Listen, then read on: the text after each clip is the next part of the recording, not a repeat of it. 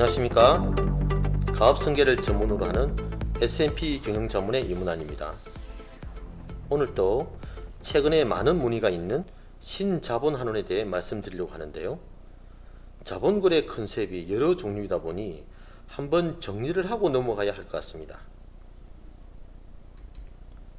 여기 보이는 자본거래 4개는 가장 왕성하게 실행하고 가지급금 해결에도 매우 효과적인 전략들입니다. 공통점은 세금 없는 출구 전략, 즉 가지급금을 해결한다든가 주가를 낮춘다든가 하는 목적을 위해 활용되고요. 차이를 구분해 본다면 배우자 정여가 있고 배우자 정여가 없고입니다.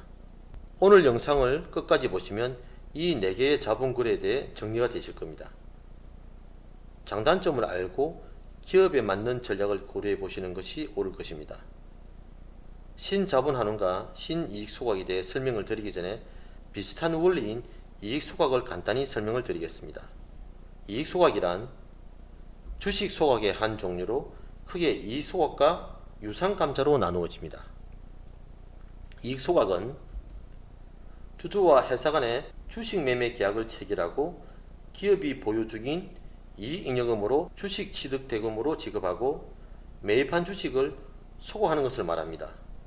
이때 자본금을 유상감자하는 것이 아닌 이익잉여금으로 소각하는 것이므로 법정 자본금에는 변동이 없고 이익잉여금만 줄어들게 되는 것입니다. 법정 자본금이 변동이 없습니다. 유상감자도 마찬가지로 주주와 회사 간의 주식 매매 계약을 체결하고 기업이 보유 중인 이익잉여금으로 주식 취득 대금으로 지급하고 매입한 주식을 소각하는 것을 말합니다. 그러나 이때 자본금을 소각하는 것으로 자본금과 함께 주식 수도 줄어들게 되는 것입니다. 아래 등기부등본을 보시면 이익소각과 유상감자를 각각 진행한 2개의 기업이 있습니다. 법인 등기부등본의 발행 주식수란과 자본금란을 보시면 왼쪽의 이익소각은 주식수와 자본금의 비율이 맞지 않다는 것을 아실 겁니다. 반면에 오른쪽의 유상감자는 주식수와 자본금의 비율이 일치합니다. 비슷한 위 두 전략은 배우자 정의를 활용하여 취득과와 소각가를 동일하게 하여 배당소득세를 얻게 하는 것입니다. 이익소각과 유상감자의 차이를 비교해 보았습니다. 여기까지가 널리 실행되고 있는 이익소각, 유상감자였습니다. 그런데 여기서 핵심은 취득가와 소각가의 차이가 없도록 배우자 정의를 활용하는 것인데, 배우자 정의 공제를 받지 못하는 대표님들은 이 제도의 혜택을 못 받으시냐는 질의가 많았습니다. 배우자 정의 공제 유급을 못 받는 경우라면 무엇이 있을까요? 첫 번째, 이미 과거 10년간 배우자에게 2억 원을 정의하여 공제를 받은 경우이겠죠. 이런 경우 또 다른 10년의 경과가 있어야 정의 공제가 발생합니다. 두 번째, 배우자가 여러 이유로 없는 경우입니다. 사별, 이혼 혹은 미혼인 경우죠. 이런 경우에도 배우자 공제를 당연히 받을 수 없겠습니다. 신자본환원과 신이익소각은 배우자 정의의 과정이 불필요합니다. 신자본환원과 신이익소각의 특징은 주주 본인 주식을 액면가로 소각하기 때문에 취득가와 소각가의 차이가 없어 배우자 정의라는 과정이 없어도 배당소득세가 없다는 것입니다. 대신에 액면가로 소각하기 때문에 소각 대가가 시가로 소각하는 이익소각에 비해 금액이 낮을 수 있습니다. 또 균등소각을 해야 하기 때문에 기타 주주가 있다면 기타 주주에게도 소각 대가가 지급되어야 한다는 것입니다. 그럼에도 불구하고 또 다른 큰 장점인 소각 시 자본금의 변동이 없어 자본금을 유지해야 되는 건설업에서는 적합한 전략이라 생각됩니다. 신자본환원 실행 예시입니다. 전문 건설업인 주식회사 땡땡산업은 ABC 3명의 주주로 구성되어 있는데 전문 건설업 면허 유지를 위해서는 자본금의 감소가 있어서는 안됩니다.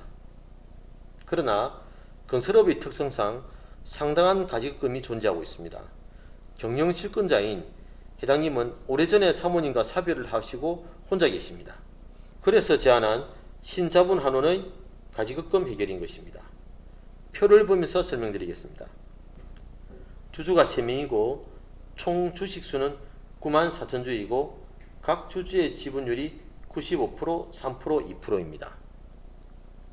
세 주주의 지분을 균등하여 95%를 신자본환원을 하기로 합니다. A 회장님은 84,835주를 소각하여 8억 4,835만원을 지급받습니다. B 주주는 2,679주를 소각하여 2,679만원을 지급받습니다. C 주주는 1,786주를 소각하여 1,786만원을 지급받습니다. 그리고 주식 소각 후 주식의 비율은 변동이 없고 각 주주의 주식수만 95% 줄어들어 총 주식수가 4,700주가 됩니다. 그리고 소각 대가는 미처분 이익잉여금에서 지급되기 때문에 자본금의 변동은 없습니다. 여기 등기부등본의 발행 주식의 변동을 보시면 주식수가 94,000주에서 95% 감소한 4,700주이고 자본금은 변동이 없는 9억 4천만원입니다. 변동소각, 액면가 소각의 조건을 지켰기 때문에 일체의 세금이 발생하지 않습니다. A 회장님은 8억원의 가지급금을 해결하셨고 건설업 면허 유지에도 전혀 문제가 없어 매우 만족하고 계십니다. 기존의 이익 소각에 비해 배우자 정효 과정이 없어 조건이 맞는 기업에 해당된다면 매우 효과적인 가지급금 해결 방법인 것 같습니다. 그리고 신자본환원과 신이익 소각은 법인 잉여금 출구 전략에 적합한 절세 전략으로 조건과 결과는 같은데 원리만 다른 전략입니다. 신자본환원, 신이익소각 둘 다 배우자 정의를 하지 않고 액면가 균등 소각을 함으로써 세금 없이 법인의 잉여금을 엑시트합니다. 각각의 원리를 설명드리겠습니다. 신자본환원은 액면가로 소각하면서 자본금은 건드리지 않는 것이 핵심인데 그렇게 하기 위해서는 종류주식으로의 전환이 필요합니다. 이 방법을 간단히 안내드리면 보통 주식을 상한 우선주로 전환하기 위해 종류주식 규정을 넣어 정가를 개정하고 개정된 정관의 변경 내용을 공정, 등기를 통해 법인 등기부등본에 기재한 후에 일정 기간 경과 후 주주가 상한 청구를 함으로써 종류주식 소각 효과로 인한 대가로서 미처분 이익잉여금에서 감액하는 것입니다. 상법 제345조 주식의 상한에 관한 종류주식에 근거한 전략입니다. 가볍게 한번 읽어보시기 바랍니다. 그리고 신이익소각은 종류주식의 전환이 필요 없는 보통주 이익소각입니다. 주주총회와 이사회를 거쳐 이익소각에 관한 세부 사항을 결정합니다. 그리고 자사주 매입 절차인 주주통지서, 공고, 매매계약서 작성을 하여 대금 지급을 하는 방법입니다. 마지막 절차로 보통주식의 소각 등기를 합니다. 상법 제343조 주식의 소각에 근거한 전략입니다. 이 상법 343조도 가볍게 한번 읽어보시기 바랍니다. 위 두 방법을 신자본환원, 신이익소각이라 하여 비교하자면 다음과 같은 차이가 있습니다. 신자본환원은 실행 초기에는 정관 변경, 종류주식으로의 전환, 법인 등기부등본의 등기, 다소 복잡한 과정을 거치지만 상한 청구를 하는 시점에는 대금 지급 등의 과정이 간편하게 이루어진다는 특징이 있습니다. 그에 반해 신이익소각은 이익소각과 거의 동일한 상법의 절차대로 진행하기 때문에 법인 등기 및 이사회, 주총 등이 익숙하여 선명한 과정과 결과를 낼 수 있다는 특징이 있습니다. 한편 현실적으로 실무 진행상 신자본환원의 소각 등기가 법인 등기관의 개별 판단에 따라 성공 유무가 결정된다는 점이 신이익소각이 신자본환원보다 더 예측 가능하다고 개인적으로 판단합니다. 위 두 방법의 차이가 느껴지십니까?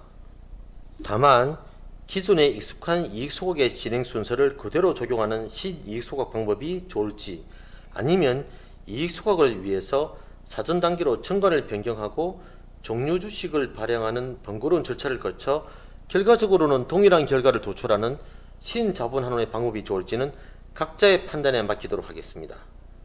마지막으로 세금 없는 출구 전략, 자본거래 사총사의 핵심 정리를 해보면 배우자 정의를 하지 않는 신자본환원과 신이익소각, 자본금 변동이 있는 유상감자, 상한 우선주를 활용하는 신자본환원, 이렇게 정리하시면 되겠습니다.